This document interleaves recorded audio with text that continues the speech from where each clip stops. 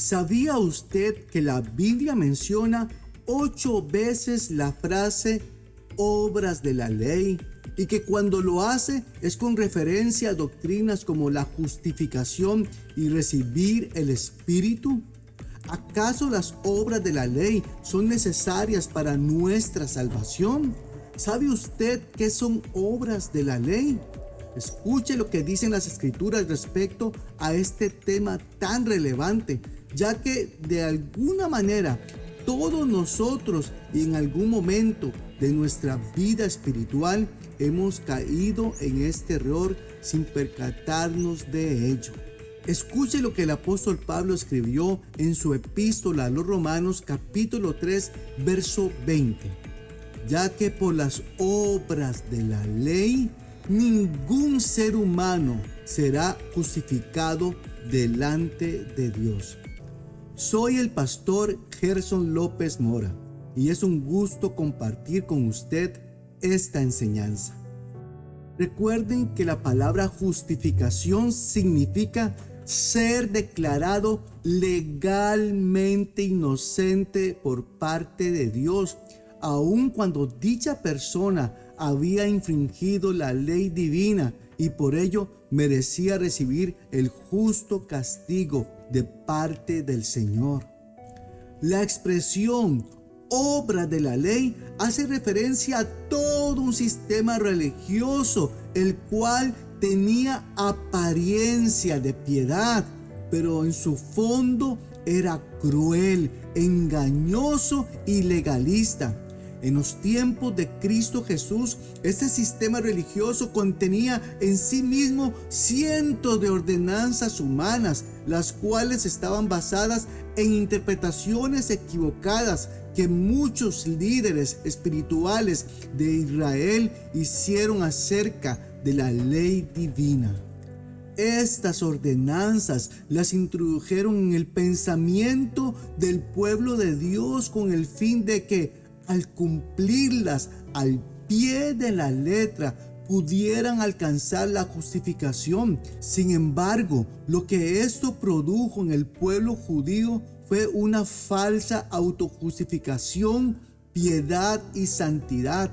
Es decir, que solo al cumplir esas demandas establecidas por ellos, el pueblo sería justificado ante Dios.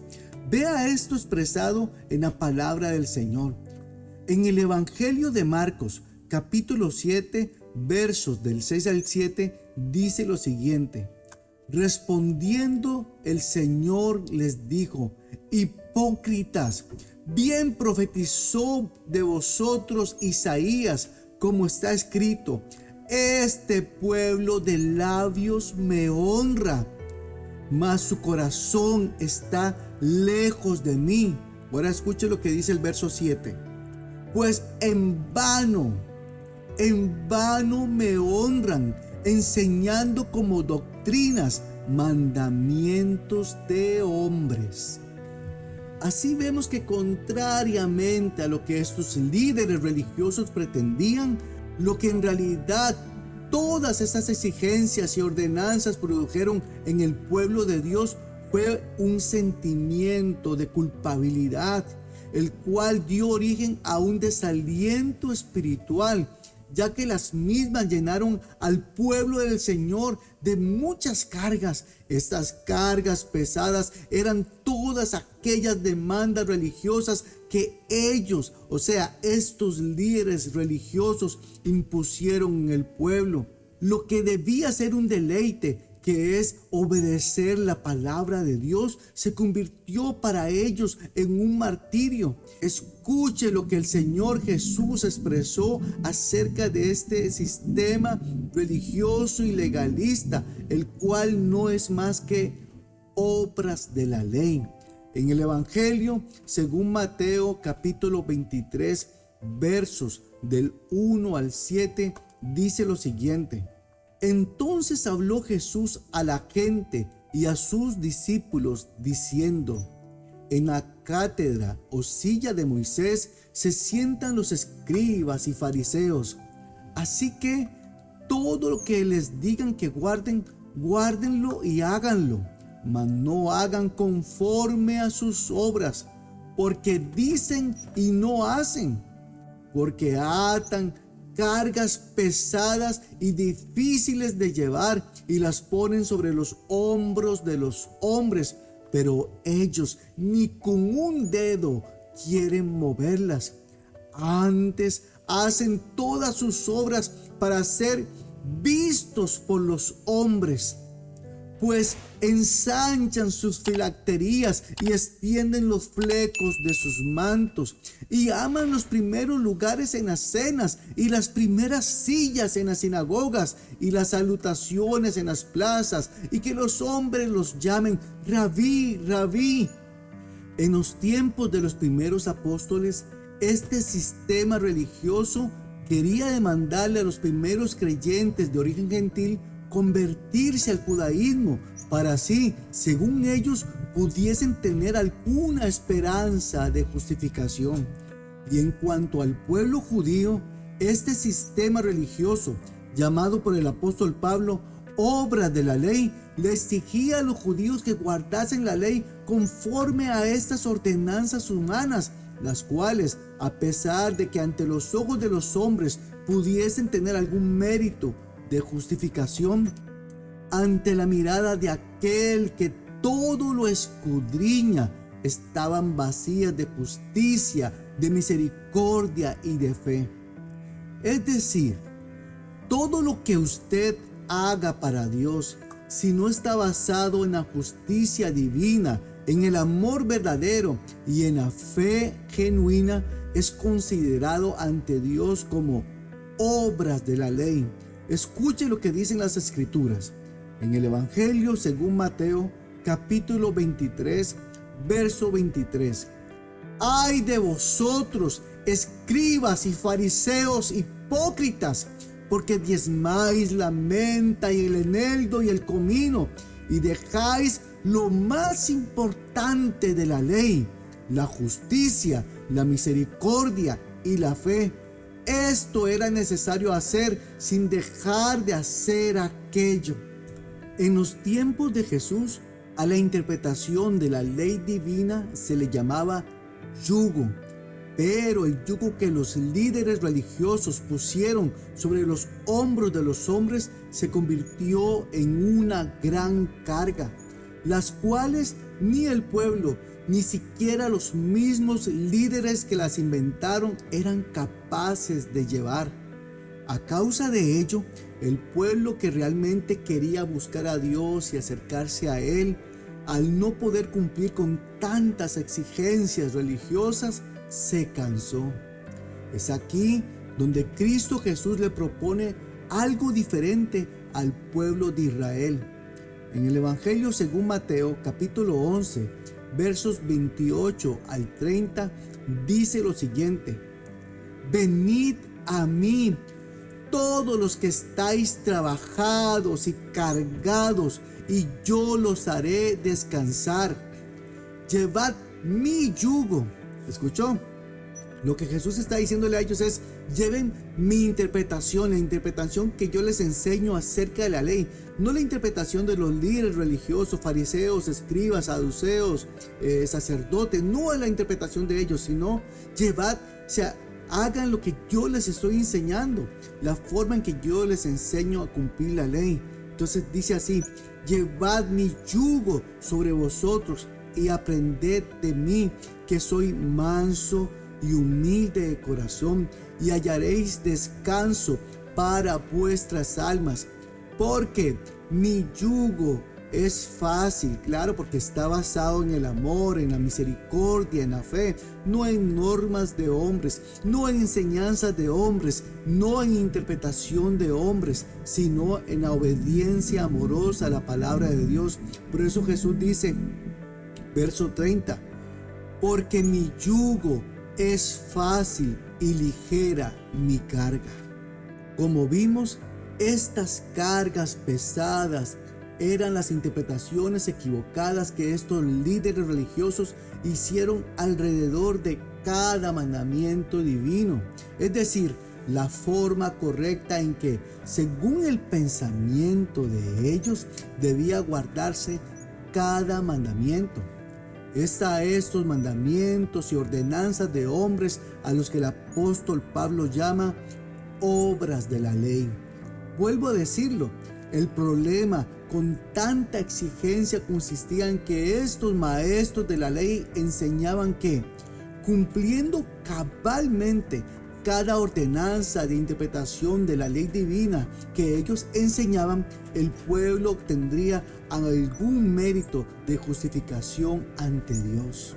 Pero lo que realmente produjo esto en el pueblo judío fueron resultados negativos, tales como una falsa expectativa de justificación y pesadas cargas, las cuales más bien causaron en ellos un alejamiento hacia Dios, ya que era imposible cumplir con tantos requerimientos extrabíblicos. Es así como estas obras de la ley se convirtieron en todo un sistema de legalismo extremista y condenatorio.